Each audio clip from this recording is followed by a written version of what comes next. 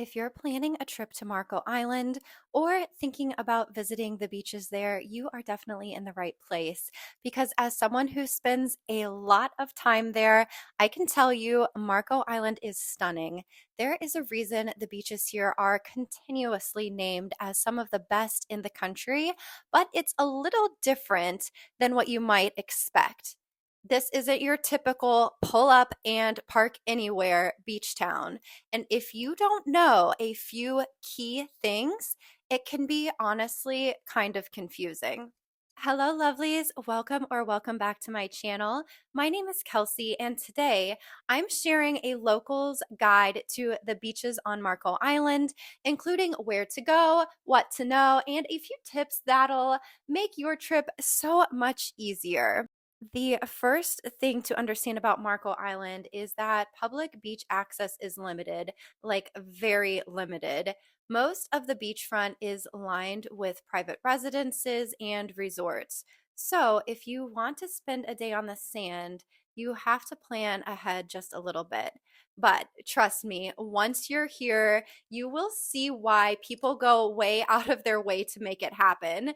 The beaches are peaceful, the water is gorgeous, and the sunsets are the kind that stay with you for a long time.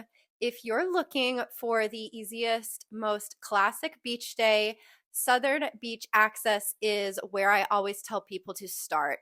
It's right off South Collier Boulevard near Marco Walk Plaza.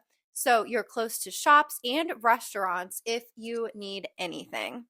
There's a paid parking lot nearby, but it fills up fast, especially during season. I always try to get there early in the morning or later in the afternoon if I want an easy spot on the days that I don't feel like riding my bike or walking there from my house. This part of the beach has that picture perfect Marco Island look: white sand, endless shells, and super calm water. If you walk a little further down, it gets quieter and feels almost like a private beach. Wear sandals because the sand gets hot and there are a lot of shells underfoot going from the main part of the parking lot area down to the water. Now, if you're up for a little adventure, Tigertail Beach is one of my personal favorites. It is a huge public area with a snack bar, rentals, bathrooms, but the real magic is beyond the lagoon. You can either walk the long trail around the lagoon, or if you're feeling brave, you can wade straight through it, but I do not recommend doing that. We have crocodiles and sharks and all of that. Yes, it's shallow. Yes, it's a little muddy, and yes, it would be worth it, but just walk around. Once you're across, the beach feels really wild and natural and peaceful. It's amazing for shelling, bird watching, and those long walks where you barely see another human. You might hear about Hideaway Beach, but just so you know, it's private. So unless you're staying there or visiting somebody who is, it's just not open to the public. Similarly, as the name would imply, Residence Beach is also just for full time residents. That includes the beach, the chicky huts, and the amenities. And Marco Island is a super close knit community. So if you don't belong, someone will notice, someone will say something, and you will probably get a fine or be asked to leave the island. And you know what? People pay a lot of money to live here. It is the way it is. And if you don't like it, that's okay. But then Marco Island might not be the place for you if you are not prepared to follow the rules.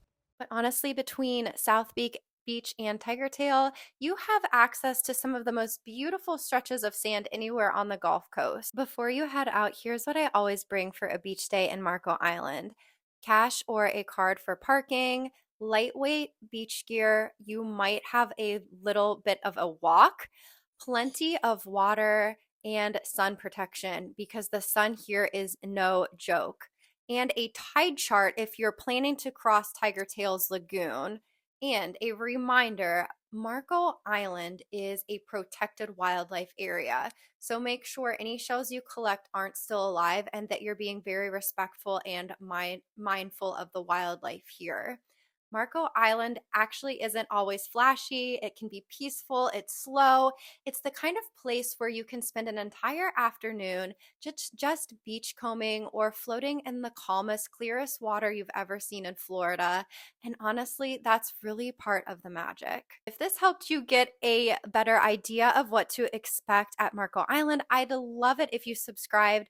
And if you want even more local guides, you can always find me over on Instagram _sincerely lovely and on my website sincerelylovely.com. But for now, I'll see you at the beach.